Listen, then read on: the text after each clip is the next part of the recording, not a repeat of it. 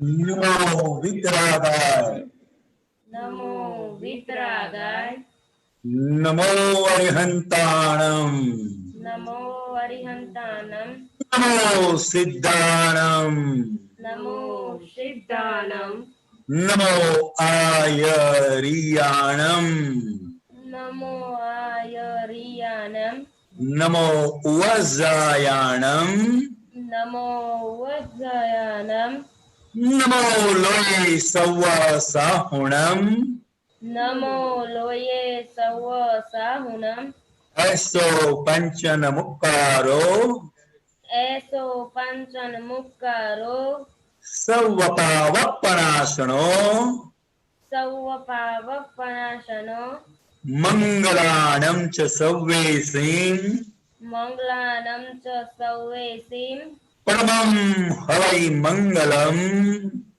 पड्वं हवै मंगलम। ओम नमो भगवते वासुदेवाय, ओम नमो भगवते वासुदेवाय, ओम नमः शिवाय, ओम नमः शिवाय, जय सच्चिदानंद। जय सच्चिदानंद, जय सच्चिदानंद। जय सच्चिदानंद। जय सच्चिदानंद, जय सच्चिदानंद। जय सच्चिदानंद महात्माओं, आज तो हिंदी का टाइम है तो आप सब हिंदी में सत्संग करेंगे। तो अभी क्वेश्चन नहीं आया पर कांतियानंद जी, डॉक्टर चल्ला बेन, ना बिफोर दैट कांतियानंद जी, हाँ जी, आज तो पवित्र दिन है नवरात्रि का, तो महात्मा के लिए नवरात्रि का सिग्निफिकेंस क्या है और क्या भावना और करना पर मांगता है।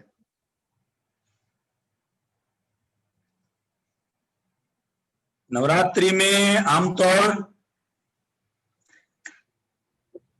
माता जी की भक्ति, पूजन, अर्चन, गरबा, मतलब कई प्रकार से भक्ति की जाती है, मगर वो प्राकृतिक भक्ति है, प्रकृति की भक्ति है। मगर हमारे महात्माओं के लिए एक स्पेशल बात मैं करना चाहता हूं। आपने जब बताया है तो कि मन वचन काया से जाने अनजाने में कोई भी देवी देवता का कानून हमसे भंग हो गया हो तो प्रत्यक्ष द्वारा भगवान की साक्षी में हम क्षमा मांगते हैं, क्षमा मांगते हैं, क्षमा मांगते हैं और प्रार्थना करते हैं कि फिर से कभी भी कोई भी देवी देवताओं का कानून भंग न हो, ऐसी हमें शक्ति दे, शक्ति दे, शक्ति दे। और स्पेशली सरस्वती माता जी का जो कानून है, मतलब ज्ञानी पुरुष की जो वाणी है वो ही प्रत्यक्ष सरस्वती देवी है। तो हमें सभी लोगों को भी ये ख्याल रखना है कि हमारे भीतर स्वादवाद की ऐसी समझ बनी रहे कि कभी भी वाणी का उपयोग ये सही है, ये गलत है, इसमें न हो। ऐसी हे सरस्वती देवी, आप हम पर कृपा करें, कृपा आशीष बरसाए, ऐसी परम शक्ति दे, शक्ति दे, शक्ति दे। कहने का तात्पर्य सिर्फ इतना ही है कि माता जी की भक्ति मतलब जो क्रियाएं हो रही है वो व्यवहारिक भक्ति है, मगर वो भक्ति के टाइम पर हमारे भीतर हमारा ध्यान कहाँ वर्तता है उसका फल हमें मिलता है। तो हम सभी महात्माओं के लिए शुद्धात्मा का लक्ष्य रखकर जो भी व्यक्ति को जो भी माता के प्रति सहज भक्ति है वो अवश्य करे। और दादा भगवान के जीवन से भी हमने यही देखा है और इतनी सहजता से वो भी अम्बा माता जी की आरती करते हैं और एक निष्पक्षपाती भावना हमारे अंदर पैदा हो, यह बहुत जरूरी है, बहुत जरूरी है, बहुत जरूरी है।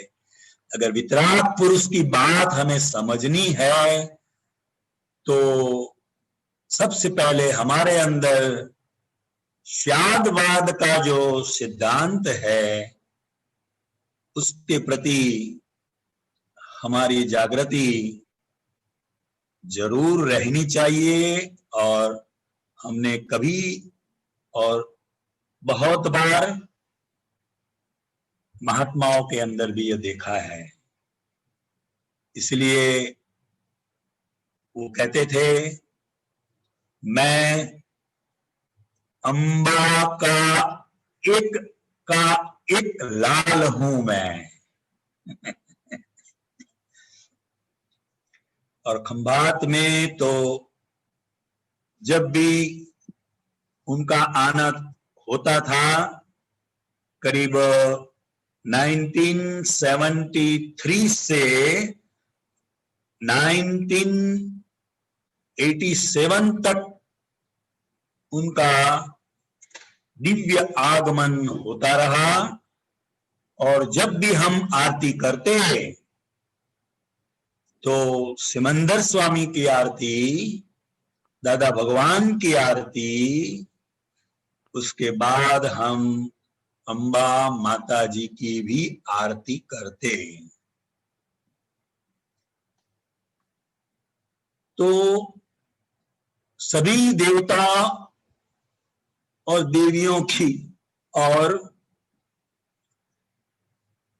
हमारा व्यवहारिक जो भक्ति है उसे बनाए रखना है।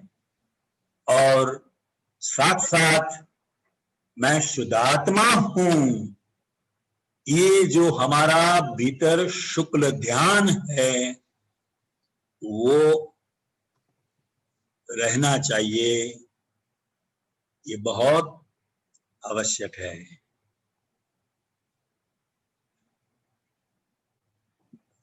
बहुत बढ़िया। तो इसमें से 2 क्वेश्चन होते हैं, बाद में हम क्वेश्चन करेंगे, ऑडियंस में जाएगा तो महात्मा के लिए कि आपने एक बताया ध्यान करते हैं तो फल आते हैं। तो अपने महात्मा को तो एक तो शुद्धात्मा हो गया है, पर एवरीडे लाइफ में एवरीडे एक्टिविटीज में कुछ न कुछ ध्यान किया जाता है।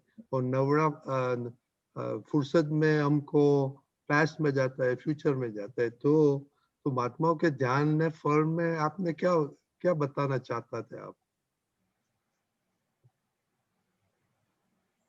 वर्तमान का मतलब क्या है कि हमारे भीतर क्या वर्तता है वो हमारे लिए वर्तमान है।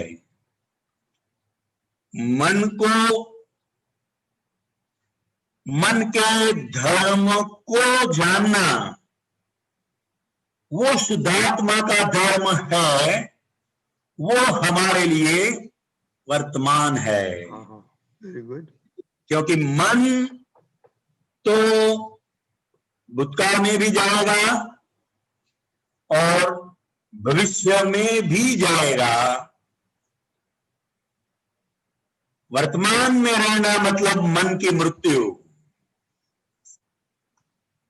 हाँ, महात्माओं के लिए सिर्फ इतना है कि मन जो है वो विचार के तौर पर वो उसके धर्म में रहकर वो खाली हो रहा है। मन तो मन के धर्म में ही है, मगर शुद्धात्मा का धर्म क्या है? तो कि अंतस्करण के सभी धर्म को जानना, और वही हमारी जागृति है, वही हमारी जागृति है। तो कि मन क्या है? तो मन वो पिछले जन्म का अज्ञान का परिणाम है, और आज हमारी जो ज्ञान की समझ है वो मन के साथ तालमेल नहीं बैठता है, और मन के साथ आज हमारी जो ज्ञान की समझ है उसका तालमेल नहीं बैठना, वो हमारे लिए आंतरिक तप है। वो हमारे लिए आंतरिक तप है। बहुत बढ़िया।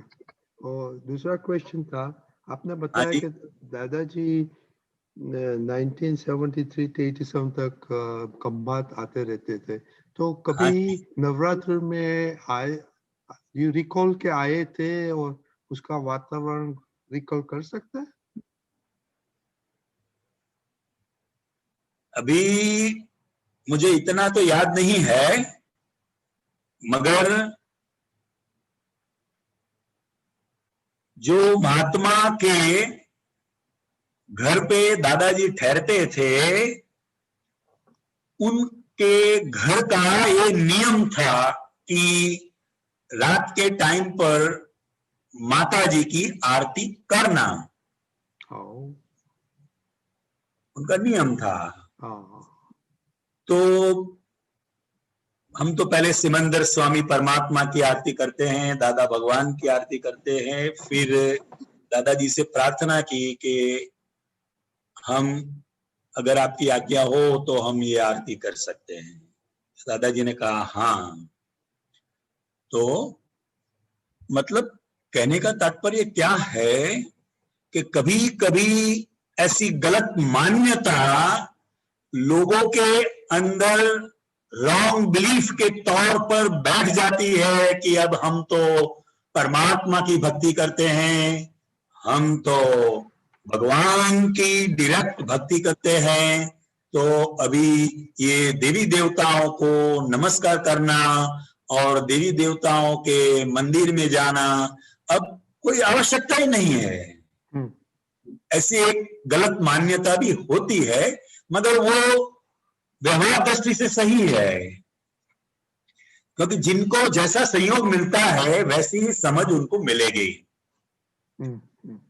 मगर ज्ञानी पुरुष का एक आदर्श व्यवहार होता है, उन्हें कोई भी मंदिर में जाकर दर्शन करने की आवश्यकता नहीं है, कोई भी माता जी के मंदिर में जाकर दर्शन करने की आवश्यकता नहीं है, क्योंकि जिनकी दृष्टि जीव मात्र के अंदर तत्व स्वरूप यानी कि शुद्धात्मा का दर्शन हो ही रहा है, मगर ज्ञानी पुरुष का जो व्यवहार होता है वो आदर्श व्यवहार होता है। अगर हम मंदिर में नहीं जाएंगे तो हमारे पीछे जो लोग हैं वो भी मंदिर जाना बंद कर देंगे। वास्तव में उनको आवश्यकता है, इसलिए हमारा व्यवहार आदर्श होना चाहिए कि हमारे पीछे कोई ऐसा गलत एक फॉलो शुरू न हो जाए। इसीलिए वो पूरा आदर्श व्यवहार के साथ वो अपने स्वरूप में निरंतर रहते थे। बराबर, बहुत बढ़िया। अभी कांतियानंद जी, अभी बहुत क्वेश्चन आ गए तो हम महात्माओं का क्वेश्चन सुनेंगे। सरला जरूर। या जय सच्चिदानंद कांतियानंद जी। जय सच्चिदानंद। સરલાને વર્ષોથી મીન્સ નાનપણથી માતાજીની આરતી કરવાની ટેવ હતી અને પછી છે તે ઇવન હું અમદાવાદ ભણતી હતી તો પણ હું ભદ્રકાળી જઈને દર રવિવારે હું ત્યાં જતી ને દર્શન કરતી, નારિયેળ દીવો કરતી। आप हिंदी में बोल सकते हैं तो हिंदी में बोलना। हाँ, बोल सके तो मतलब जो भी समझती उसके हिसाब से करते थे हम। अब दादाजी का ज्ञान लेने के बाद तीनों आरती होती है, श्रीमंद स्वामी की, दादाजी की और माताजी की आरती होती है। और आज भी जब भी हम नवरात्रि में हम પહેલેથી આદત હતી એટલે બધું થાય છે, પણ હવે છે તે માતાજી આરતી સહજ પ્રકૃતિ થાતી ભજના તુજ કરતા એ કરીએ થાય છે। अच्छा। હા, અને પ્રાર્થનામાં એ હોય છે, અત્યારે અમારે ક્લબ હાઉસ અહીંયા છે, એમાં બધા ઇન્ડિયન અમે કમ્યુનિટીમાં રહીએ છીએ, તો એ કહે તમારા માતાજીને લઈ આવજો, એટલે હું મૂકવા ગઈ હતી તો માતાજીને ત્યાં પધરામણી કરવા, અને પછી છે તે અંદરથી ભાવ થઈ ગયો કે માતાજી બધાની તંદુરસ્તી બક્ષજો, બધાને સહજતા અને પ્રેમથી જીવવાની શક્તિ આપજો। આ બધું આપણે જે હવે આપણને ભાવના હોય છે તે બીજાને સુખ આપવાની જ હોય છે, અને પહેલા પણ હતી કદાચ, કારણ કે નાનપણથી મધરે એવું શીખવાડેલું કે કોકને કોઈનો ધક્કો ખાઈએ કે કોઈનું કામ કરીએ તો આપણને ગળાની સેવા કરીએ તો આપણને સુખ મળે, એ બધું એટલે એ રીતના તો કરતા હતા। તો ઓવરઓલ આપણે પ્રકૃતિની સહજતા અને માતાજીના કાયદા અને 9 કલમોમાં આપણે જે કઈ આપણે જે બધા પ્રાર્થનાઓ કરીએ છીએ, જે 9 કલમો અંગે આપણે જે પ્રતિક્રમણ થાય છે, એમાં ને એમાં શું ફેર છે એ મારે સમજવું હતું।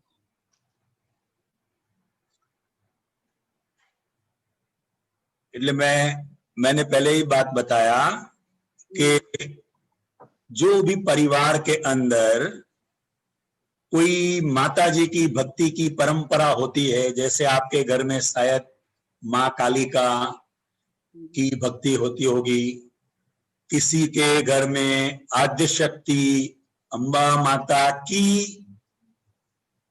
भक्ति होती होगी, किसी के घर में लक्ष्मी देवी की होती होगी। तो इस तरह वो अपने सरला बहन का व्यवहार है, आप जिस परिवार में वो व्यवहार है, मगर अब आप जो कर रहे हैं वो फाइल का संभाव से निकाल में जाएगा, इसमें जाएगा, क्योंकि सरला बहन की ये प्रकृति ही ऐसी हो गई है कि आप आरती करे बगैर रह नहीं सकेंगे। ठीक है, तो अधूरापन लगता है। हाँ अधूरापन लगता है। हाँ दूरापन लगता है, क्योंकि ये अपना व्यवहार है। ये क्या है? व्यवहार। पहले अज्ञान दशा में हम जो भी भक्ति करते तो कुछ पाने के लिए करते थे। मैं ये भक्ति करूंगा तो मैं ये पूजा करूंगा, मैं ये यज्ञ करूंगा, मैं ये नवचंडी यज्ञ करूंगा तो मुझे ऐसा ऐसा लाभ होगा, एक ऐसी कोई भी कामना के साथ ये होता था, और ऐसा ही होना चाहिए व्यवहार में तो, ठीक है। मगर ये 9 कलमों की जो हम शक्ति मांग रहे हैं, वो एक इतना बड़ा सूक्ष्म साइंस इसके पीछे कार्य कर रहा है कि जो महापुरुष के पास ये सभी शक्तियां आज प्रकट हुई है, तो वो पुरुष के पास जब हम कोई भी शक्ति मांगेंगे, ये 9 कलमों तो ये जनरल पब्लिक को शक्ति मांग सके, इसीलिए ये फॉर्मेट रखा है।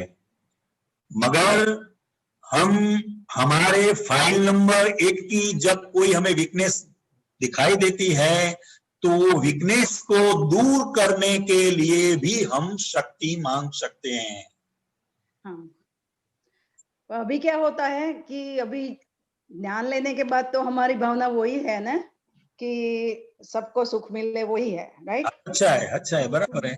प्रकृति की सहजता मिल जाए, प्रकृति हमारी प्रकृति सहज हो जाए, तो फिर तो किसी को नड़ने वाली है ही नहीं। नहीं, बराबर है। तो अभी भावना वही होती है कि चलो सुबह में शुरू जब जे दादा भगवान पद છે કે પ્રાતઃકાળથી શું કરે છે, આ મારું પૂતગલ એને જોવાય છે અને પ્રાર્થના પણ થાય છે। કોઈ પણ જીવ ને આપણાથી ઊંચે અવાજથી કંઈ બોલાઈ જાય છે તો પાછું તરત રિટર્ન થાય છે પાછું જ। બરાબર છે। અને હવે એવી ભાવના છે કે જે કઈ સંજોગોમાં જે આપણો હિસાબ હોય આવવા દો, અને એની સાથે સાથે દાદા મને એવી શક્તિ આપો કે સામે તમે હાજર રહેજો, જ્ઞાન આજ્ઞાઓ હાજર રહે અને જાગૃતિમાં રહેવાય, એવી ભાવના છે। અને અત્યારે માતાજીને ત્યાં મૂકીને આવીને તો મને ત્યાં પ્રાર્થના અને આરતી પણ થઈ ગઈ અંદરથી, અને બધા માટે ભાવના થઈ કે જે કોઈ જીવ ત્યાં આગળ માતાજીમાં દર્શન કરે એને સુખ શાંતિ પામે અને દાદાજીનો ભેટો થાય ને મોક્ષ થાય। એ બરોબર કહેવાય કે? બરાબર કહેવાય। અને માતાજીના કાયદામાં આપણે જે કંઈ આપણે પહેલા પૂર્વે હિસાબો અજ્ઞાનતાને કારણે બધું લોભ, ક્રોધ, માન, માયા, લોભ, અહંકારથી આપણે ઘણો બધો વ્યવહાર થઈ ગયેલો હતો, એ બધા આપણે પાછા ફરીને આપણી પ્રતિક્રમણ થઈ જાય તો ચોખ્ખું થયું કહેવાય કે હજુ કેવી રીતે હોય? થયું કહેવાય। અને નવરાત્રમાં हिंदी नवरात्र में हमारे सभी महात्माओं को यही प्रार्थना है कि देवी देवताओं का कायदा का भंग हुआ है तो उसके लिए प्रतिक्रमण करें, क्षमा मांगे, शक्ति मांगे, क्योंकि ऐसा हो ही जाता है। हम जिस माता की भक्ति करते हैं, कोई दूसरी माता की बात करता है तो उसके प्रति हमारे भीतर द्वेष खड़ा हो जाता है, जाने अनजाने में। जैसे हम तो तीर्थंकर भगवान की भक्ति करते हैं, हम तो ये ब्रह्म स्वरूप परमात्मा की भक्ति करते हैं, तो अब कोई देवी देवताओं को नमस्कार करने की जरूरत नहीं है, दर्शन करने की जरूरत नहीं है। ऐसी रॉन्ग मान्यता लेकर लोग चल रहे हैं आज। मगर वास्तविकता क्या है? तो कि हम व्यवहार के साथ है, निश्चय अकेला नहीं है। और व्यवहार के अंदर हमारे जो भी अंतराय है, जो भी विघ्न है, तो ये देवी देवताएं उसको दूर करने में एक निमित्त के तौर पर कार्य करते हैं। કારણ કે કનુ દાદાજી આપણે ઘરે ઘણી વખત આવ્યા છે અને ઇવન ઘરે 10-10 દિવસનો પ્રોગ્રામ હોય મારા ઘરમાં, અને બધું સરસ રીતે બધું થતું હોય, કામકાજ તો બધા માટે મને સત્સંગમાં બેસવાનો ટાઈમ નહોતો હોતો, પણ બીજું બધું ઘણું બધું થતું હતું। પણ છેલ્લે પાછું હું ધીરેથી દાદરો ચડી ઉપર જતી હોય, માતાજીનું મંદિર ઉપર છે, તો દાદાજી એમને દેખાય એટલે પાછા ઉપર આવતા અને બધું સમજાવતા હતા ઘણી બધી વસ્તુ. બરાબર. એટલે એમણે પોતે પણ આરતીમાં જોઈન થઈને બધા મહાત્માઓને સમજાવ્યા છે. એટલે મીન્સ કે સત્સંગ એ ઉપર નીકળ્યો હતો ઘણો બધો પ્રકૃતિની સહજતા ઉપર. અને એમાં મને એવું સમજાવ્યું કે પ્રકૃતિ જ્યાં સુધી છે ત્યાં સુધી સહજતા તો જરૂરી છે. અને 9 કલમોથી આપણે જે સાફ થાય છે કે જે કંઈ આપણાથી મન વચન કાયાથી ઘણા બધા દોષો તો થયા જ છે. સલાની પ્રકૃતિ તો બહુ જ હાર્શ હતી. કોઈને પુરુષ જેવી પ્રકૃતિ હતી. કોઈ કશું બહુ વધારે ગડબડ કરે તો જે કે હાથમાં આવે તો 4 પુરુષોને પાડી દે એવી પ્રકૃતિ હતી. એટલે એ વખતે બહુ બધી ભૂલો થઈ છે અને એની ઘણો અફસોસ થયો છે. માફી તો સુરવીર જ હોય ને. હાજી. એટલે ઇવન ચાલુ ગાડીએ જમ્પ મારવા તૈયાર, એટલું બધું સામે મારવા એ થઈ જાય, એટલું બધું હાર્શ પ્રકૃતિ હતી બહુ જ. અને એ પ્રકૃતિના સહજતા માટે માતાજીને ભક્તિ કરવાથી ઘણું બધું ફેર તો પડ્યો છે. અને અત્યારે પણ માતાજીના મંદિરે બેસીને મારા પ્રતિક્રમણ તરત જ મને પોતાની ભૂલો હજારો લાખો દેખાય છે. બહુ અચ્છા. અને હવે આજે કન્ટિન્યુ સત્સંગથી જેમ સત્સંગ થાય, જે સબ્જેક્ટ ઉપર થાય, આંખમાંથી પાણી બંધ જ નથી થતા, એટલા દોષો દેખાવા માંડ્યા છે. બહુ સરસ. જય સચ્ચિદાનંદ. बहुत પિતાબેન.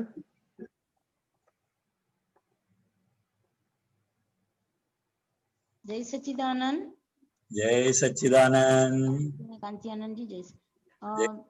દીપક આનંદજી, આ છે ને બુક નંબર 11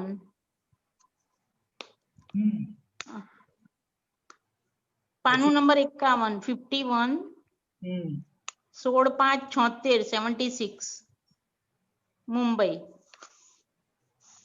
બોલું? હા બોલો. દાદા ભગવાન કે છે સાહેબજી, દાદા ભગવાન કે છે કે સાત પ્રકૃતિ જતી રહે તો તેને સહાયક સંકેત અવશ્ય થાય. એમાં 7 પ્રકૃતિમાં દાદા ભગવાન કે છે પહેલા ક્રોધમાન માયા લોભ એ અનંતાનુબંધી 4 જાય, અને પછી છેલ્લે 3 મિથ્યાત્વ મોહની અને મિશ્ર મોહની અને સમ્યક્ત્વ મોહની, છેલ્લે એ 3 જાય. દાદા ભગવાન કે છે આ 7 પ્રકૃતિનું એમાં આ મિથ્યાત્વ મોહની, મિશ્ર મોહની ને સમ્યક્ત્વ મોહની એ 3 પ્રકૃતિ થોડીક સમજાવો ને સાહેબ. હા, તમે એક બોલો એટલે એના આપ. हाँ, मिथ्यात्व मोहनी, मिथ्यात्व मोहनी, मिथ्यात्व मोहनी बाद में। मिथ्यात्व मोहनी का मतलब क्या है? हाँ जी, मैं गीता बहन हूं, यह जो रॉन्ग मान्यता थी वही सबसे बड़ा मोह था, जिसके कारण मैं शुद्धात्मा हूं ऐसा लक्ष्य बैठता नहीं था. बरोबर. मिथ्यात्व मोहनी. दूसरा कौन सा है? दूसरा है मिश्र मोहनी. मिश्र मोहनी मतलब मैं गीता बहन हूं और मैं ही यह सब कर रही हूं. अहंकार कर्ता पद के साथ कर्म का बंधन हो रहा था. सभी प्रकार की धार्मिक क्रियाओं करने के बाद भी कर्म बंधन हो रहा था. क्योंकि पाप को हम कर्म बंधन समझते हैं. हाँ जी, हाँ. और पुण्य भी कर्म बंधन है. हाँ. ऐसी समझ बहुत कम लोगों को होती है. इसीलिए आजकल दुनिया के अंदर मान्यता के तौर पर जो भी धर्म चल रहे हैं वो हम क्या करें तो इससे पुण्य का बंधन हो और हम भौतिक रूप में सुखी हो जाए. ऐसा है. हाँ. એટલે મિશ્ર મોહની. મિશ્ર મોહની બંનેમાં. आत्मा का सुख भी चाहिए और बहन को संसार का भी सभी सुख चाहिए. मिश्र कभी कुछ तय नहीं हुआ है. एग्जैक्ट. तय नहीं हुआ है, समझे? तो ये मिश्र मोहनीय है, तो मिश्र मोहनीय के वजह से सम्यक ज्ञान होता नहीं है, नहीं है। और फिर सम्यक्त्व मोहनीय लास्ट। हाँ, सम्यक मोहनीय मतलब आत्मा के बारे में शास्त्र के तौर पर सब जान लिया,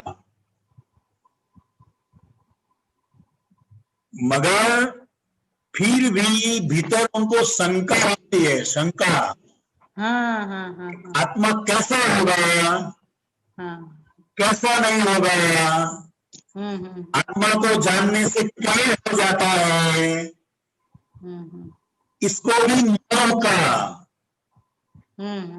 आत्मा को जानने का मोह, मोह, हाँ मोह, हाँ सम्यक्त्व मोहनीय, सम्यक्त्व मोहनीय, हाँ जी हाँ जी, आत्मा का जानने का।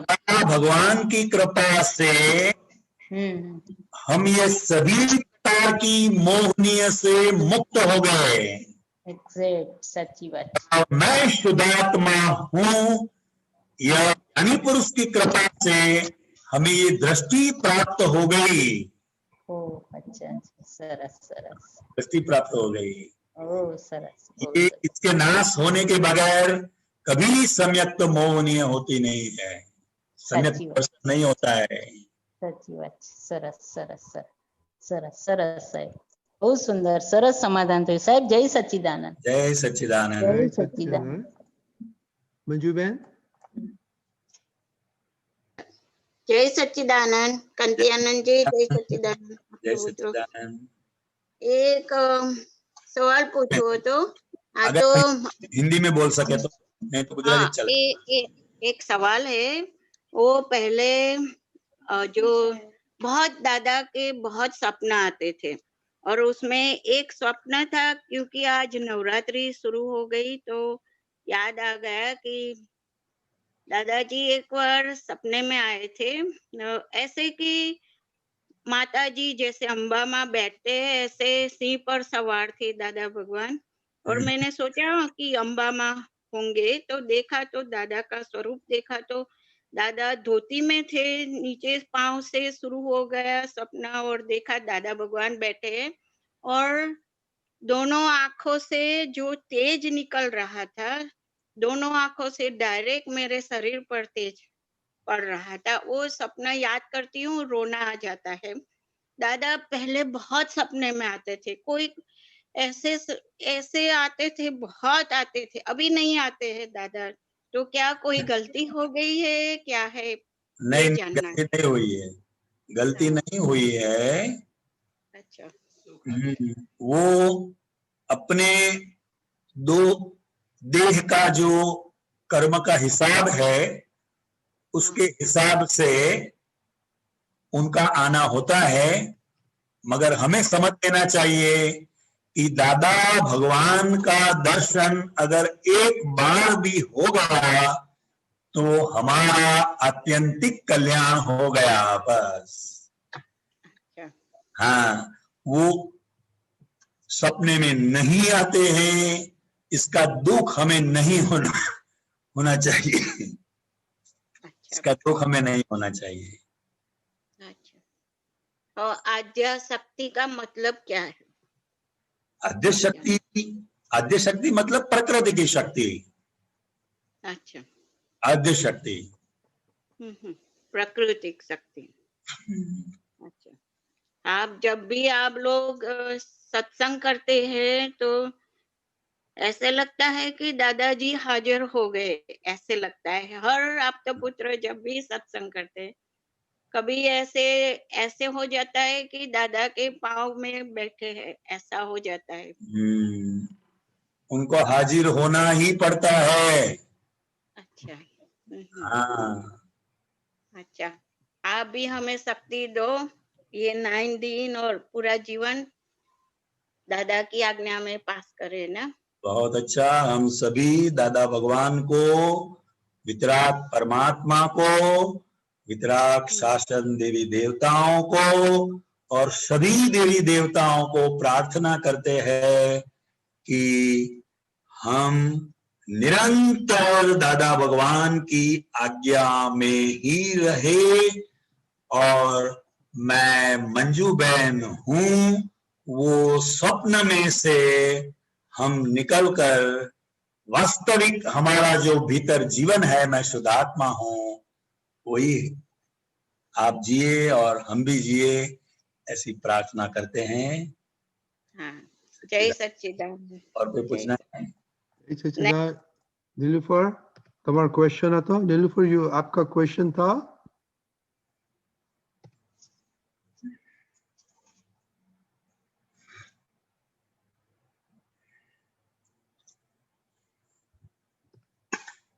Okay, she's not there. Okay, महात्माओं, क्वेश्चन बोलिए। सूर्या फैमिली,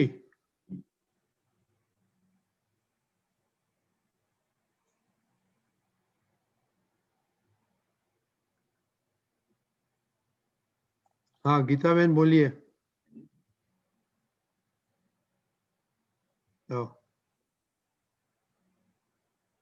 कृष्णा,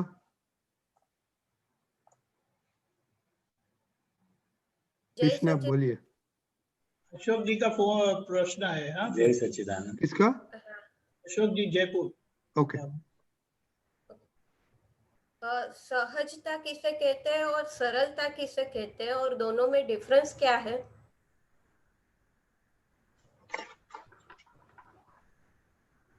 संयोग के अनुसार जो मुक्त दशा से वर्तते हैं,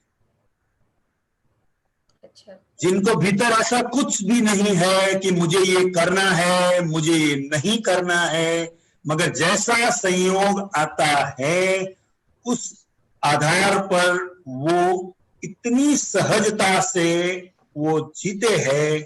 और सरल का मतलब क्या है कि लोग जैसा कहे, संगपति जैसा कहे, या आप्तपुत्र कुछ कहे, या कोई महात्मा कुछ कहे, तो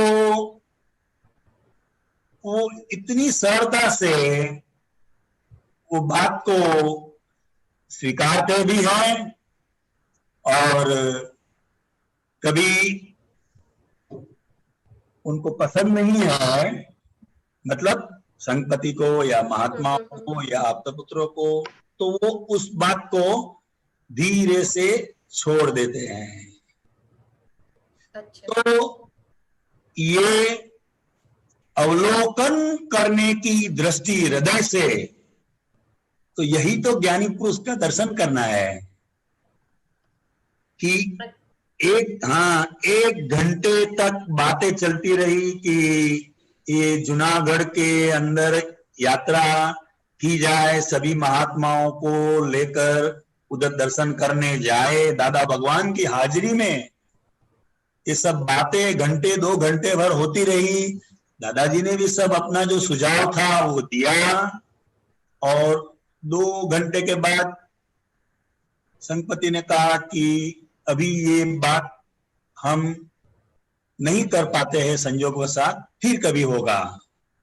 तो यही उनकी सरलता है। अच्छा, नो ऑडिट, नो इंक्वायरी, अच्छा, सरलता। हमें तो हम किसी जगह पर बैठ गए एक बार, तो कोई हमें खड़ा कर देता है कि आपको यहाँ नहीं बैठना है, आपको उधर बैठना है, तो भी हमें तकलीफ हो जाती है। सही बात है। क्योंकि हमारी समझ क्या रहती है कि सबसे पहले मैं आई हूं तो मैं बैठ गई थी, इसमें क्या मैंने गलती की।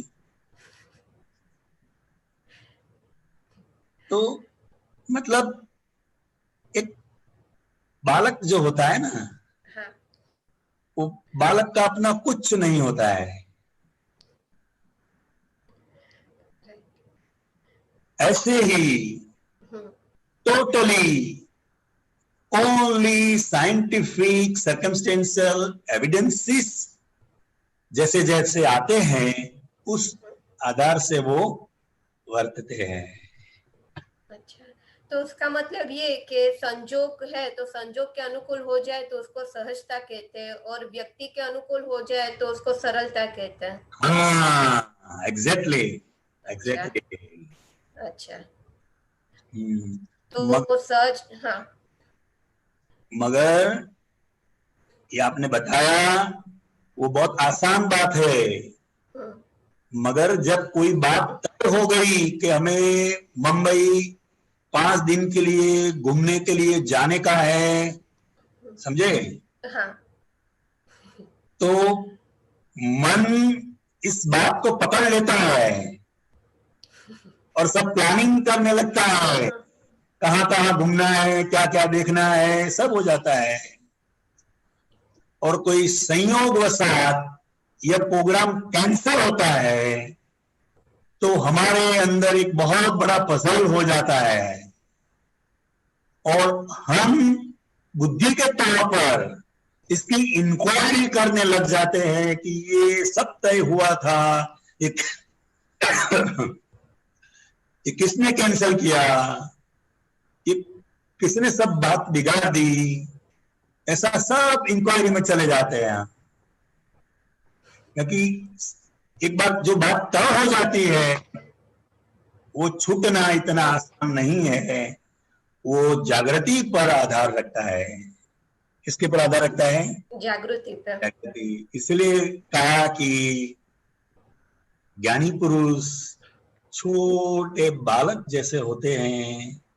बालक को कभी भीतर कुछ भी नहीं होता है कि मेरे को ये करना है और ये नहीं करना है, यहाँ जाना है, यहाँ नहीं जाना है, कुछ नहीं। बस उसकी मम्मी जो भी उसको करवाती है वो अपने आप सहजता से करता रहता है। तो इसी से ही हम ज्ञानी पुरुष को पहचान सकते हैं। ओके, कृष्णा बहन। हाँ, हाँ, हाँ। तो ये सहजता और सरलता का गुण हमें प्रकट हो तो उसके लिए कैसी समझन हमें रखनी चाहिए?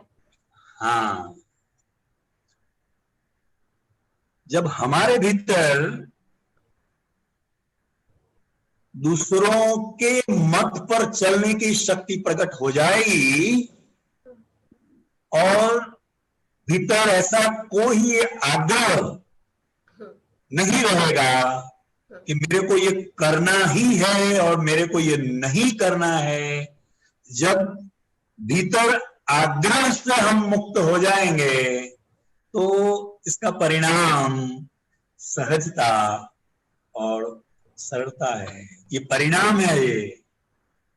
अच्छा, हाँ, समझ में आया। तो कोई आग्रह नहीं रहना चाहिए, आग्रह नहीं रहेगा तो भीतर से भीतर से। अच्छा, क्योंकि हम भक्ति करते हैं निराग्रही पुरुष की। अच्छा, और भीतर हम आग्रह रखते हैं कि यही सही है, यही गलत है, तो वो कभी सहज और सरल नहीं होगा। अच्छा, हाँ, ठीक है कृष्णा बहन। हाँ ठीक है, हाँ ठीक है, हाँ। जय सच्चिदानंद। जय सच्चिदानंद। अशोक भाई। जय सच्चिदानंद स्वामी जी। जय सच्चिदानंद। अभी आप जो बात कह रहे थे वो एग्जैक्टली बहुत मायने रखती है। हाँ जी। वो आपने कहा ना कि वो अपने मतलब संजोग के अनुसार कोई काम नहीं हो तो बुद्धि सोचने लग जाती है। हाँ, जबकि जो कोई होता है वो अच्छे के लिए ही होता है। मगर वो थोड़े दिनों के बाद पता चलता है ना। हाँ हाँ, वो मेरी क्या है, मेरी लड़की का रिश्ता मैं करने जा रहा था और हमारी बात लगभग तय हो गई थी। हाँ जी। लेकिन वो क्या, मेरी लड़की गेहूं नहीं खाती है तो वीट से एलर्जी है उसको। हाँ जी। तो जब उनको इस बात का पता लगा तो वो फिर सारा प्रोग्राम कैंसिल हो गया। हाँ तो मेरे मन में तो ये विचार आ रहे थे कि देखो अपन ये करेंगे, वो करेंगे, वो करेंगे। हाँ और फिर बाद में कुछ समय बाद हमारी बेटी का संबंध एक बैंक मैनेजर के लड़के से, बैंक मैनेजर से हो गया। हाँ, तब मेरी समझ में आया कि देखो कहाँ से काम मिलाते हैं दादा। ये व्यवस्थित शक्ति, इसलिए तो कहा ना, ये जगत में चिंता करने का नहीं है। जी जी जी जी। हाँ, और व्यवस्थित शक्ति, और आपने जो आपका अनुभव बताया वैसा हमने हमारे परिवार के अंदर भी ऐसा देखा है। जी जी जी। हाँ, तो आपका ये अनुभव बहुत सही है, मगर जब वो वीट की वजह से टूट गया तब आपको दुख हुआ होगा। हाँ बिल्कुल बिल्कुल। मगर वो अपना भोगवटा है। क्या है? भोगवटा है, अपना भोगवटा है। भोगवटा है, और उसे भोगवटा भी नहीं कह सकते, हम अंतर तप कहते हैं उसे। हाँ हाँ हाँ। क्या कहते हैं? अंतर तप। अंतर तप, भीतर, भीतर का तप। हाँ, भीतर तप। के अंदर तो ऐसा चला होगा, रात को नींद भी नहीं आई होगी।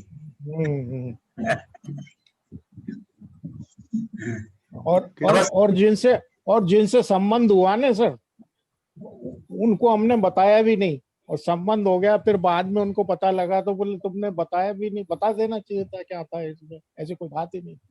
नहीं तो इसका इलाज करते दूसरे हिसाब से वो करते। वो दूसरा आटा खाती है फिर। हाँ। सीलियक का आटा आता है वो। अच्छा अच्छा। एक और है सर, कोई आदमी, ये मैंने आत्मवाणी में पढ़ा था, कोई आदमी अपना खून करने आया हो, परंतु मुझे तो फाइल का संभाव से निकाल करना है, ऐसा भाव मन में उत्पन्न होते ही तुरंत सामने वाले का भाव बदल जाएगा, फिर जाएगा। हाँ। और तलवार या छुरा नीचे रखकर चला जाएगा। हाँ। जो भी संजोग आते हैं, अच्छे या बुरे, संभाव से निकाल करना ही है, ऐसी भावना दृढ़ रखनी चाहिए। हाँ, क्योंकि ये आज्ञा धर्म जो है वो दादा भगवान के साइंटिफिक वर्ड्स है। वो क्या है? साइंटिफिक वर्ड्स है। हाँ, हम मोबाइल में जरा सा मिस कॉल करते हैं तो अमेरिका वो मिस कॉल पहुंच जाता है। बिल्कुल बिल्कुल। हाँ, तो ये स्थूल जो इंस्ट्रूमेंट है वो इतना इफेक्टिव है, इतने लॉन्ग डिस्टेंस में, तो हमारे भीतर तो आत्मा जागृत हुई है, तो उसका पावर कितना होगा? बिल्कुल, कितना पावर होगा? बहुत बहुत बहुत। अगर वो तलवार उठाएगा, चाकू उठाएगा, तो भी उसको अनुभव होगा। जी जी।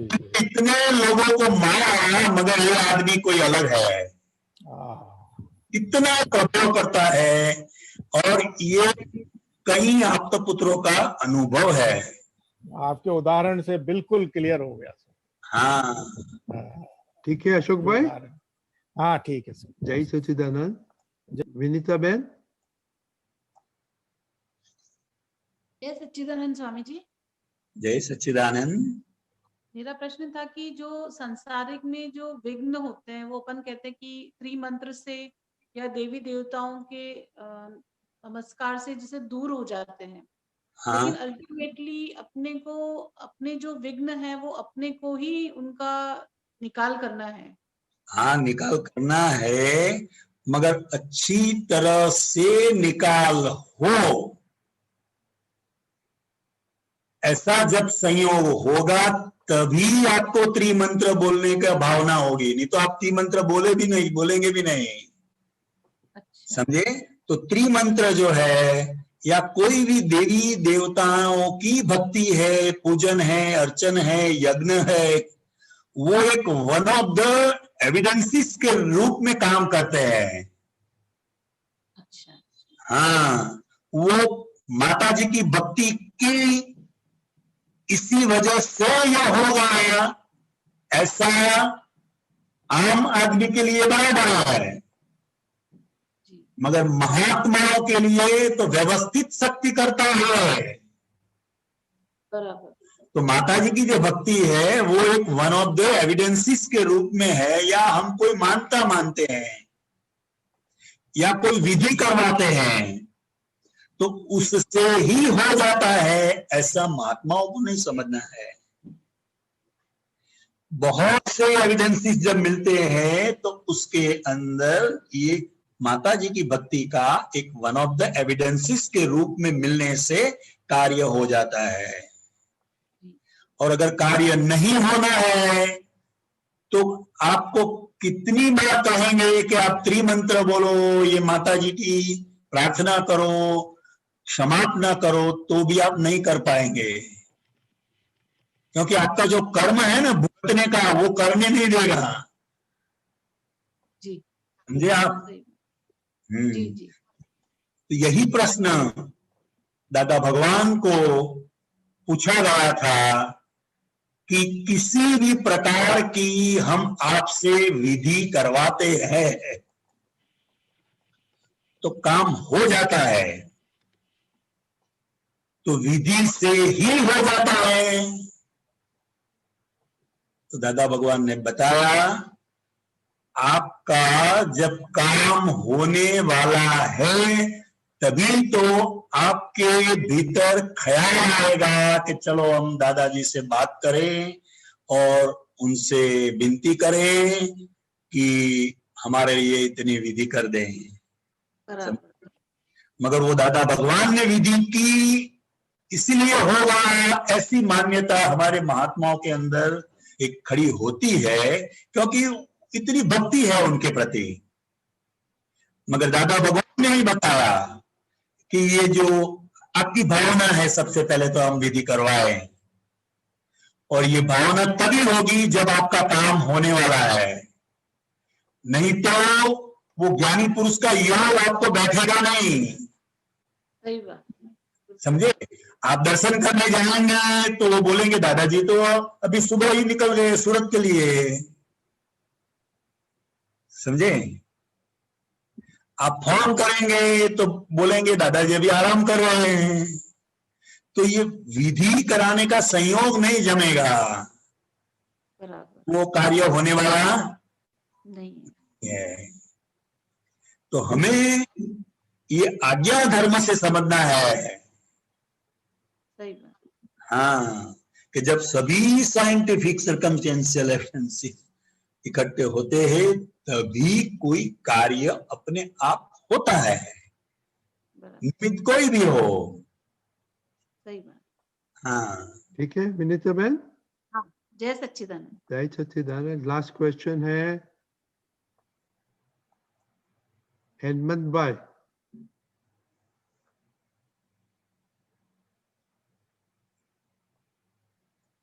आप बोलिए।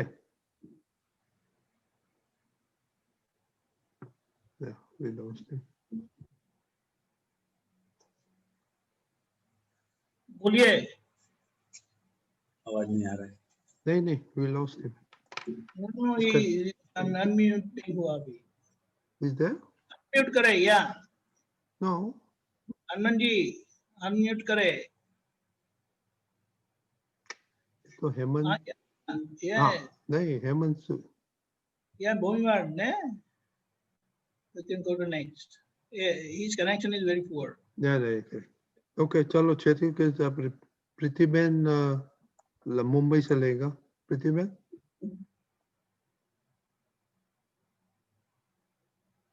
प्रीतिबेन अनम्यूट करिए।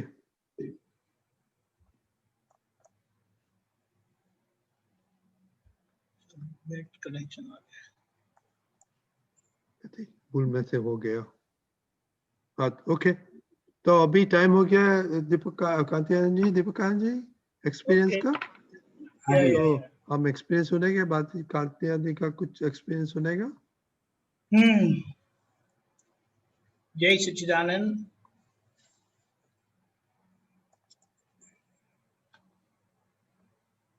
अनम्यूट करिए करुणा बहन। Okay okay, she is there. जय सच्चिदानंद।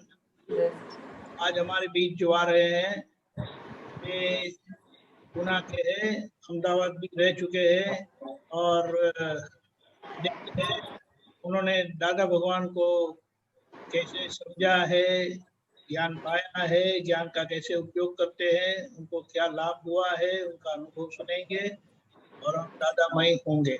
जय सच्चिदानंद। बता रही है करुणा बेन। जय सच्चिदानंद। जय सच्चिदानंद। श्री सिमंदर स्वामी, अरिहंत परमात्मा, वात्सल्य मूर्ति दादा भगवान, परम पूज्य कनु दादा श्री और सर्वे आप्त पुत्रों और सभी महात्माओं को मेरा नमस्कार। जय सच्चिदानंद। जय सच्चिदानंद। दादा भगवान से सबसे पहले मैं 2003 में मैंने देखा था दादा भगवान को तिवरी में। पापा ने 2003 में ज्ञान लिया था और वो हमको 14 फरवरी वैलेंटाइन डे के दिन तिवरी लेके गए थे और फर्स्ट टाइम मैंने दादा भगवान को देखा था। जब मैंने उनको देखा तो मैं कुछ पल के लिए तो सब भूल गई थी कि क्या हो रहा है और मैं उनको देखती रही और मैं फर्स्ट टाइम उनको देखी थी। फिर सब उस रूम से बाहर चले गए थे हॉल से और मैं वहीं रुक गई। फिर घर वालों ने आवाज दिया और मैं फिर पीछे गई। मुझे पता नहीं क्या लगा, मुझे समझ में नहीं आया कि मैं ऐसा लग रहा था कि वो सच में मेरे सामने बैठे हैं, ऐसा नहीं था कि वो फोटो के अंदर है। ऐसा मुझे लगा कि वो सामने सच में बैठे हैं और देख रहे हैं। फिर 2000 पापा ने वहां से चरण विधि की बुक ली थी और हम सभी भाई बहनों को दिया था और हिंदी के जो पेज होते हैं उस पे टिक करके और बोला रोज ये करना है। पर ज्यादा तो कुछ पता नहीं था, बस पढ़ते थे कि हाँ, पर समझ में कुछ ऐसे आता नहीं था कि क्या है ये एग्जैक्टली। फिर 2008 में मेरी शादी हो गई। फिर मैं बैंगलोर गई तो साथ में आप्तवाणी पापा ने सब दिया था मुझे, जो मेरी चरण विधि की बुक थी उस पर नेम भी लिख के दिया था उन्होंने पहले ही, वो मैं लेके गई। वहां मैं बिल्कुल अकेली थी, मतलब हस्बैंड और देवर इनके साथ ही मैं रहती थी, तो टाइम ही नहीं मेरा निकलता था क्योंकि यहाँ पर जॉइंट फैमिली थी और वहां पर मैं बिल्कुल अकेले। तो मैं जब विधि करती थी, मतलब पूरी तो ज्ञान विधि नहीं, बाकी जो जो बताया था, तो मुझे अच्छा लगता था उस वक्त। फिर जब वो हो जाता था फिर मुझे वापस खाली खाली सा लगता था कि मैं क्या करूं। ऐसे करके चला। फिर 2015 में हम अहमदाबाद शिफ्ट हुए और जब पुणे में थी पहले, तब पापा बोलते थे कि ज्ञान विधि होती है, तुम्हें लेना है तो तुम आओ, बट बच्चे बहुत छोटे थे तो मेरा पॉसिबल नहीं हो पाया अकेले जाना पुणे टू बड़ौदा। फिर अहमदाबाद आए, उसके बाद में संजोग बना तो पापा ने बोला कि ऐसा ऐसा है, तुम आएंगे? हमने कहा हाँ। तो 3 महीने बाद ही हमको वो सौभाग्य मिला। और फिर अच्छी बात ये भी थी कि मेरा और मेरी सिस्टर का नाम लिखा गया था, बट वो आ ना सकी तो पीयूष और मैंने साथ में ही ज्ञान लिया था और पापा ने बच्चों को रखा था पीछे। पर जब मैं जा रही थी तब पीयूष मेरे साथ नहीं थे। Just a minute. Piyush gate बंद करो ना। तो रास्ते में ही मेरा बैग चोरी हो गया। तो पीयूष पीछे से आए थे और पापा जोधपुर से निकले थे बस में, तो मैंने कहा मैं इनके साथ चली जाऊंगी पापा के साथ। और सुबह अर्ली मॉर्निंग का टाइम था अहमदाबाद पहुंचने का उनको, मैं वहां से चढ़ गई। जब केलनपुरी आया तो मुझे बहुत एक्साइटमेंट था कि मैंने कभी देखा नहीं था कि कैसा है, क्या है, ये भी है, मतलब बहुत मैं खुश थी। फिर जैसे ही केलनपुरी आया मैं उतरी, देखा कि मेरा बैग ही नहीं है। तो मेरा सारा जो उत्साह था वो चला गया, सारा बैग में मेरा मन चला गया कि अरे मेरा बैग चोरी कैसे हो गया। कभी मेरा 10 रुपया भी किसी ने नहीं लिया और मेरा बैग चोरी कैसे हो सकता है। और मैं मतलब बिल्कुल शॉक हो गई।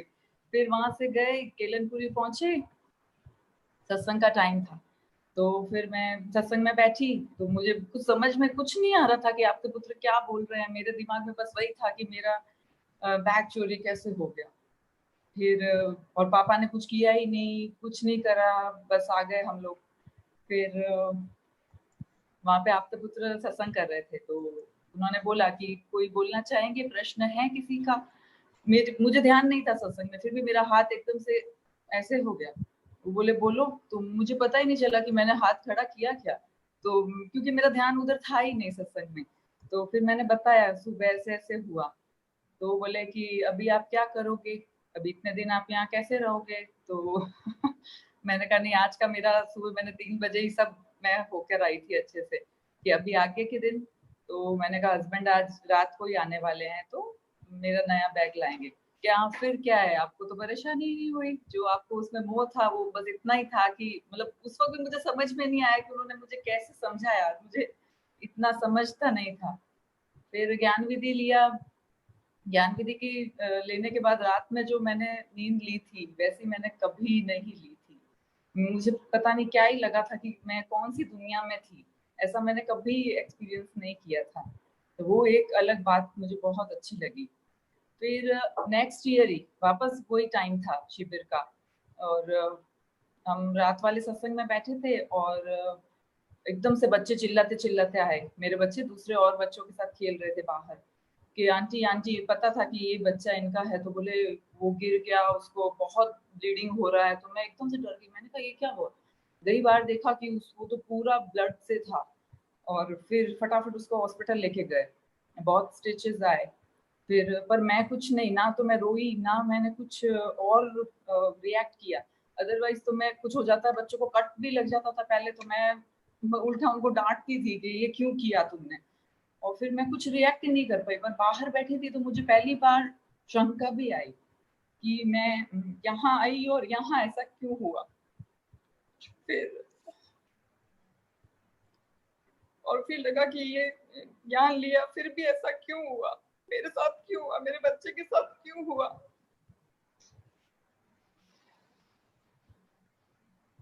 फिर वापस दूसरा ख्याल भी आ रहा है कि नहीं, यदि मैं घर पे होती तो मैं किसको दोष देती, तो मैं दादा को कैसे दोष दे रही हूँ कि मैं आपके यहाँ आई और ऐसा हुआ। फिर मैं काफी नॉर्मली थी, ज्यादा मैंने नहीं किया जितना मैं पहले करती थी। ऐसे करके मुझे बहुत मतलब इतना पता नहीं चलता था, पर जब मैं वहां होती थी और सत्संग के सेशन लेते थे आपते पुत्र, तब मुझे बहुत समझ में आता था। फिर घर जाते थे तो कुछ दिनों में वापस भूल जाते थे। फिर वहां से ही मतलब भाव सर जी साहब से और सबसे कनेक्टिविटी हुई कि भाई अहमदाबाद में भी यहाँ पे होता है। तो मैं जाने लगी पार्श्वनाथ हॉल में, और वहाँ बच्चों को लेके, तो वहाँ बच्चे बैठते ही नहीं थे, बहुत सबको भी डिस्टर्ब करते थे और बहुत परेशान होता था सबको। तो मैंने वहां भी जाना बंद कर दिया। तो एक दिन बिहारी आनंद जी का घर पर आना हुआ, तो उन्होंने बोला कि आप वहां क्यों नहीं आते हो, आजकल दिखते नहीं हो। तो मैंने कहा मैं नहीं आती हूँ, बच्चे ऐसा ऐसा करते हैं। तो वो बोले कि नहीं, बच्चों को लाओ, वो शो करते, एक दिन ऐसा आएगा कि वो खुद कहेंगे कि आप हमको वहां लेके जाओ। और सच में ऐसा ही हुआ, चाहे पार्श्वनाथ हॉल हो, लपका मठ हो, हम हर जगह पहुंचते थे क्योंकि मैसेज के थ्रू ग्रुप बन गया था तो सब इंफॉर्मेशन मिलती थी। तो सच में वो दिन आया कि बच्चे बोलते थे कि नहीं, हमको रात में भी यहीं रहना है, हमको घर नहीं जाना है। उनको भी वहाँ फ्रेंड सर्कल बन गया था और इंजॉय करते थे वो लोग। फिर वहां पे मेरे को एक दिन बहुत कमर दर्द था, मैं अकेले मतलब बैठी थी कुर्सी पे, और उस दिन भी हरियाणा जी का ही था। वो बोले कि तू बैठी क्यों है, चल खड़ी हो, गरबा कर। मैंने कहा मुझे थोड़ा सा है कि नहीं नहीं कुछ नहीं, आओ। मुझे नहीं पता, मेरा ध्यान भी नहीं गया कि मुझे इतना सीवियर बैक पेन था, और हमने पूरी रात गरबा किया और मुझे विश्वास ही नहीं हुआ कि ये क्या हो गया। और ये मुझे बोले कि बाद में बोले कि तेरे तो पेन था, कहाँ गया? मैंने मुझे नहीं पता मेरा पेन कहाँ गया, और मैंने इतना देर तक गरबा किया। फिर अभी पुणे वापस आए तो फिर से सब खाली हो गया, सत्संग छूट गया वगैरह सब, तो बड़ा अजीब सा लगता था। फिर ये लॉकडाउन मेरे लिए तो वरदान साबित हुआ, उसमें वापस हम लोग जुड़े। और जब ये था पर्यूषण का पर्व था, तब तो जो सेशन ज्यादा देर के थे वो भी हम अटेंड करते थे। मतलब बहुत उत्साह रहता था, फटाफट खाना करके काम करके फ्री होके कि हाँ बैठना है, अब सत्संग सुनना है, बस अब कुछ नहीं करना है।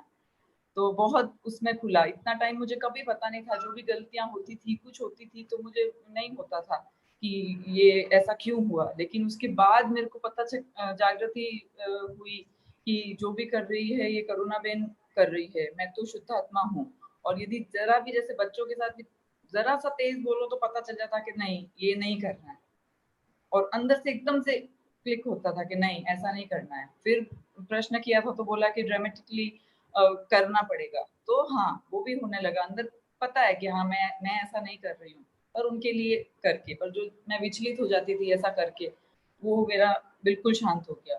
और मेरे को पहले गुस्सा भी बहुत आता था छोटी छोटी बातों पे या जैसे भी, वो भी मेरा बहुत कम हो गया। और अब अभी मेरी मतलब लॉकडाउन के पीरियड के दौरान कितनी बार ऐसा हो जाता था कि 4 से 4:30 बजे मेरी नींद खुल जाती थी, बिल्कुल अपना, कोई अलार्म नहीं, कुछ नहीं, सीधा उठती और बाहर अलग जाके अपना चरण विधि करना शुरू कर देती। ये मुझे बोलते क्या तुम इतना जल्दी वो करती हो। उसके अभी कुछ दिन पहले ही यही आप्तपुत्र ने बताया था, यदि जब भी आपकी नींद खुलती है तो उस वक्त आप चरण विधि करो। मतलब यदि मन कहे कि नहीं करो, सो जाओ, तो नहीं, उठ जाओ। पर मेरे को जब भी मैं उठती हूँ तो मेरे को बिल्कुल नहीं लगता कि मुझे नींद आ रही है या क्या, मैं सीधा उठ के शुरू हो जाती हूँ।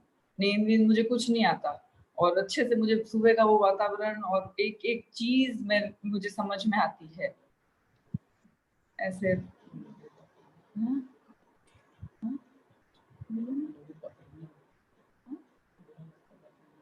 हाँ हाँ, उस बीच में बहुत शादी के बाद जैसे ना किसी ने ये कह दिया वो कह दिया, ज्यादा कुछ ऐसा कुछ नहीं था, पर कोई कह देता था, पर मैं उस वक्त कभी जवाब नहीं दे पाती थी।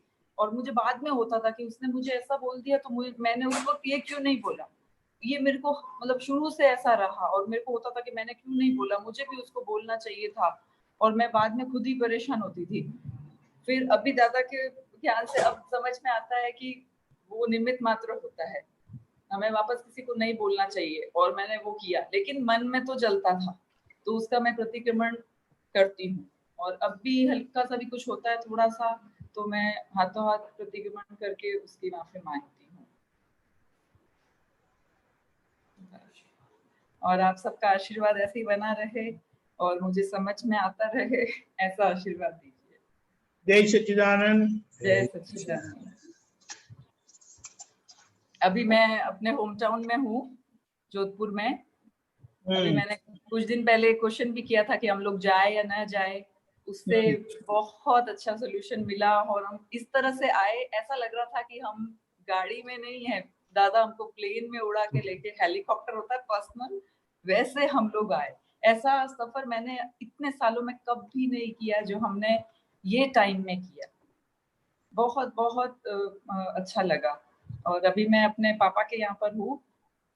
पापा दादा से बहुत सालों से जुड़े हुए हैं, और उन्होंने जब ज्ञान विधि ली थी उस दिन, जिस दिन जो डेट थी वही उनकी डेट ऑफ बर्थ भी थी। अच्छा। और वो हर किसी को मतलब वहां से ना तिवरी जाना होता था, तो बहुत सारी बुक्स वहां रखी रहती थी टेबल पे, तो पापा खूब खूब सारी लेते थे। तो हम बोलते थे इतनी इतनी सारी क्यों लेते हो आप, एक एक लो ना, इतना क्या लेते हो। बट वो सब जो भी ऐसे लोग होते थे उनको लगता था कि हाँ ये पढ़ेंगे, इनको समझ में आएगा, उन सबको ये चीज देते थे। और जो जो लोग लेते थे वो उनको इतना आभार करते थे कि आपने हमको इतनी बढ़िया चीज पढ़ने के लिए दी जो हमें आज तक कभी नहीं मिली। तब पापा ने, हमें समझ में आया कि पापा ऐसे वहां से क्यों लेके आते थे और लोगों को भी देते थे। फिर तिवरी में जब भी शिविर होते थे तो आप्तपुत्रों का हमारे यहाँ पर ही होके जाना, हमको सत्संग का लाभ यहाँ पर भी मिलता था। हम पूरा शिविर तो अटेंड नहीं कर पाते थे, पापा को जैसा टाइम मिलता था, एक दिन आधा दिन ऐसा जरूर जाते थे। फिर आप्तपुत्रों का सत्संग हमें यहाँ बहुत अच्छे, मतलब सब आप्तपुत्रों का यहाँ पे मिला हुआ है ज्यादातर। और कांत्यानंद जी, पापा ने अभी मुझे बोला था कि कांत्यानंद जी ने ही उनको पहली बार बड़ौदा बुलाया था समाधि स्थल पर। तब पापा पहली बार बड़ौदा कांत्यानंद जी के कहने पे ही गए थे जन्मोत्सव पर दादा भगवान के। पिताजी का नाम नंदलाल भाटी। हाँ, दीपकानंद जी को मैंने फर्स्ट टाइम ज्ञान विधि के दौरान देखा था, पर जब मैंने उनको देखा था, बाकी सब आप्तपुत्रों को मैं, मतलब कांत्यानंद जी, बिहारियानंद जी, नवीनानंद जी, पुलिनानंद जी, जयमेशानंद जी, ये सब हमारे घर पे आते थे। ये तो घर पर क्यों नहीं आए? हाँ, ये घर पर क्यों नहीं आए? हाँ, तो मैंने आपको पहली बार देखा था, और जब देखा था तो मुझे बहुत डर लगा था, जैसे ना स्कूल में एक स्ट्रिक्ट टीचर होते हैं, तो मुझे जब आपको मैंने देखा तो मुझे वैसे, और मैंने पीयूष को भी बोला, मैंने कहा ये आप्तपुत्र एकदम पहली बार देखा है और एकदम मस्त मैनेज करते हैं सबको, अच्छे से बिठाना ये वो। तो मैं आपसे भी बहुत इम्प्रेस हुई थी, मैंने फर्स्ट टाइम आपको वहां देखा था। फिर अभी अभी जो ये लॉकडाउन में होते हैं अपने ये ऑनलाइन इसमें, और रजनीदा जी फिर बिलीफ बदल गई। हाँ नहीं, और जब मैंने आपको सुना हो मैंने इनको बोला, मैंने कहा इनको बस वो करते हुए मैनेज करते हुए देखा था कि हाँ स्ट्रिक्ट है, पर नहीं, आप लोग सब आप पुत्र एक जैसे है। मैं एक भी नहीं कह सकती कि ये ऐसे है या ये ऐसे है। किसी से भी बात करो एक ही फीलिंग आती है कि बस दादा भगवान ने उनको कैसे बना सकते हैं।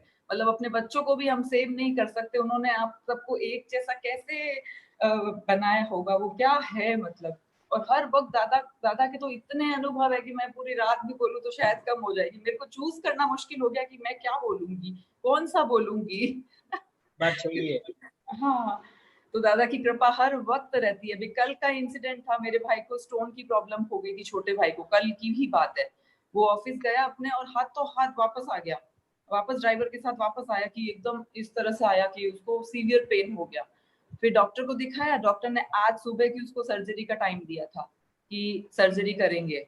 और मैंने दिन भर से मैं उसको देख ही नहीं पा रही थी, बस मैंने दादा को याद किया। मैं सब कुछ कर रही हूँ, लेकिन मैं सिर्फ दादा को मैंने बोला था कि आप इसको इस दर्द से मुक्त कर दो, बस कैसे भी करके इसको हमेशा के लिए मुक्त कर दो। फिर वो शाम किसी ने कुछ बताया कि होम्योपैथी दवाई भी रहती है, उसका बहुत अच्छा इलाज रहता है। और पापा उसको इमीडिएट लेके गए कि कल तो सर्जरी है, देखते क्या है। और वो बच्चा ऐसा गया था और आया ऐसा। जब वो जा रहा था तो मैंने बोला था ये अब जा रहा है, ये मुक्त होके आएगा, और वो वैसा ही आया। तो मैं और मेरी बिलीफ, मैंने पापा को बोला, मैं दिन भर से यही कर रही थी कि बस इसको मुक्त कर दो इस दर्द से। मतलब दादा का तो मैं जितना बोलूं मुझे बहुत मतलब प्यार के आंसू आते हैं। नहीं, बात सही है, बात सही है। ऐसे हर्ष के आंसू कभी आते नहीं है, क्योंकि दादा जो नहीं होता है ना, वो दादाजी से हो जाता है। एक बहुत बड़ी बात यह है कि दादाजी का यश नाम कर्म है ना, उस ये आगे के सारे अर्धकाल चक्र तक का है, उनका कुछ तो होगा। और हमने उन पर विश्वास किया, वो हमारा खुद का ही विश्वास है, तो उसका तो फल हमें मिलना ही है। तो ये विकट परिस्थिति में हम समाधान लेकर निकल आते हैं ना, वो बहुत इम्पोर्टेंट है। फिर उसका आगे का जो परिणाम होगा तब तो आप बलवान हो गए हैं। जैसे कुछ भी ऐसा बोलेंगे कि आखिर के जन्म में चरम शरीर होता है, तो वहां तो कुछ भी आएगा तो कुछ हो नहीं सकता है हमें।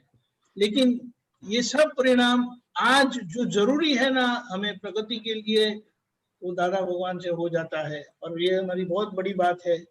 और जो ये आपने आगे बताया कि ज्ञान विधि तो हो गई, फिर चरण विधि आप करते थे तो उसका तो फायदा मिलेगा ही। आखिर में आपको सत्संग का लाभ मिला अहमदाबाद में। तो और वो जो आपने बताया, बिहारी आनंद जी ने बता दिया, सत्संग में नहीं आते बच्चे, तो ऐसा है, बच्चे तो खेलते ही रहेंगे, कोई परिस्थिति नहीं है, वो अपने फ्रेंड्स ढूंढ निकालते हैं। लेकिन यहाँ बच्चे खेलते रहते हैं और ज्ञान पाते रहते हैं। हमें लगता है कि बच्चे खेलते हैं, लेकिन नहीं, वो सुनते भी है। उनको एक माहौल मिलता है ना, तो उसका कोई वर्णन नहीं हो सकता है। आपने जो बैक पेन का बात किया कि वो कैसे किया, ये दादा भगवान ही कर सकते हैं। ये जादू नहीं है, ये जादू नहीं है, ये विज्ञान है। हमारा चित्त दर्द से दूर हुआ, वो ऐसे हो नहीं सकता, लेकिन वो दादा भगवान ही दर्द से हमारे चित्त को दूर कर सकते हैं।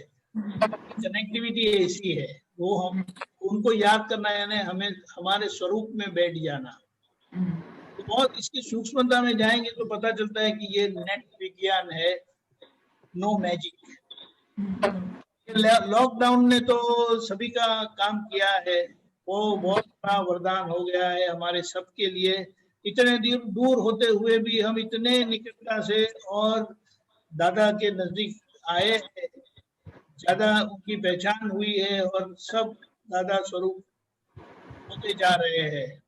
तो ये तो बड़ी अच्छी बात है, जागृति बढ़ गई है और आपकी ये भावना है, आपको पूरे आशीर्वाद है। आप सुबह में जल्दी उठकर विधि करते हैं, ये तो बहुत अच्छी बात है। चरण विधि बोले कि अगर आप सत्संग में नहीं आ सकते, लेकिन ये चरण विधि करेंगे तो ये आप भजना करते हैं, कीर्तन करते हैं, आपकी आराधना करते हैं, तो ये हमें अपने स्वरूप के साथ जोड़ देते हैं। और ये आपका तो बड़ा अच्छा अनुभव है। सभी जगह पर आपको दादा पर विश्वास आ गया है, वो आप पूरा काम कर लेंगे। और बच्चे भी देखो कितने अच्छे हो गए, अभी प्रश्न कैसे पूछते हैं। तो हमारे पूरे आशीर्वाद है सभी आप लोग पर, सभी महात्माओं का। जय सच्चिदानंद, खूब खूब धन्यवाद आपने। और रजनी दादा हम सबके दादा हो गए हैं। अरे बिल्कुल। बच्चे एक दिन आ गए थे अचानक, तो बोले ये तो हमारे दादा हैं। तो मैंने बोला नहीं, ये हमारे भी दादा हैं। बोले अच्छा, मैंने कहा हाँ ये हमारे भी दादा हैं। आप सबका बहुत बहुत धन्यवाद। सौभाग्य मिला मुझे, आपने जो दिया आज बोलने का अवसर, उसके लिए मैं बहुत थैंकफुल। जय सच्चिदानंद करुणा, बहुत अच्छा। मैंने कुछ गलत बोला है तो सॉरी। आप बहुत अच्छा एक्सपीरियंस बोला है, और अभी पापा को भी बोलना कि हम लोग को उनका एक्सपीरियंस सुनने का है। तो अभी थोड़ा कांति आनंद जी को सुनेगा, बाद में त्रिमंत्र बोलेगा सारी फैमिली के साथ। कांति आनंद जी, आप थोड़ा आपका एक्सपीरियंस सुनाओ, बाद में त्रिमंत्र बोलेंगे। हाँ, अभी ये बहन जी ने बताया ना कि ये आप्तपुत्रों, इतने सारे आप्तपुत्र लोग जो है वो दादा भगवान के साथ कैसे जुड़े, और सभी की भिन्न भिन्न प्रकृतियां होते हुए भी मात्र एक जगत कल्याण की भावना से दादा भगवान से हमें जो सुख मिला, वो सुख पूरे विश्व को मिले, यही भावना के साथ आज हम लोग सभी साथ जी रहे हैं। और हमारा जीने का आधार सिर्फ दादा भगवान का प्रेम स्वरूप है, बस और कुछ नहीं। सच्चिदानंद, वेरी गुड। अभी त्रिमंत्र बोलाओ तो करुणा, पीयूष और अपने बच्ची को हो तो बुलाना हमको। त्रिमंत्र बोल।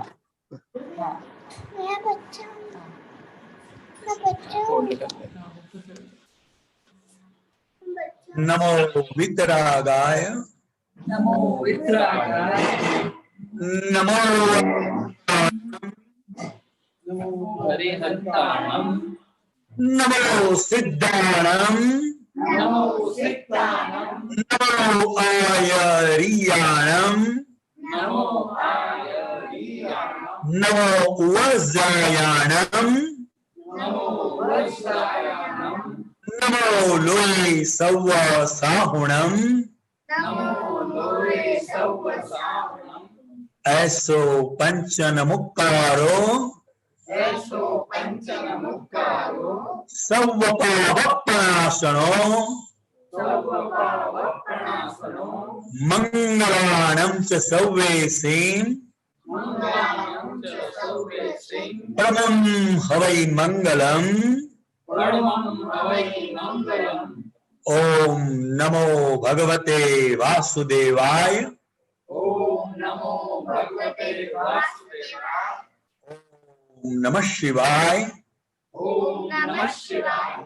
जय सच्चिदानंद। जय सच्चिदानंद। दिव्य अम्बा माता जी को, दिव्य अम्बा माता जी को मैं अत्यंत भक्ति पूर्वक नमस्कार करता हूँ, मैं अत्यंत भक्ति पूर्वक नमस्कार करता हूँ, और प्रार्थना करता हूँ कि और प्रार्थना करता हूँ कि हमारा सर्व क्षेत्र में, हमारा सर्व क्षेत्र में सभी प्रकार से, सभी प्रकार से, काल से, काम से, समय से समय से हमारा रक्षण करें, हमारा रक्षा करें, और कृपा आशीष बनाए रखें। और कृपा बनाए रखें। महालक्ष्मी देवी को लक्ष्मी देवी को महालक्ष्मी देवी को मैं अत्यंत भक्ति पूर्वक नमस्कार करता हूँ मैं अत्यंत भक्तिपूर्वक नमस्कार करता हूँ और प्रार्थना करता हूँ कि हमारा सभी प्रकार का अंतराय तोड़कर हमारा सभी प्रकार का अंतराय दूर हमारे घर पधारे, हमारे अपने घर विराजे। हमारे घर विराजे। जय सच्चिदानंद। जय सच्चिदानंद।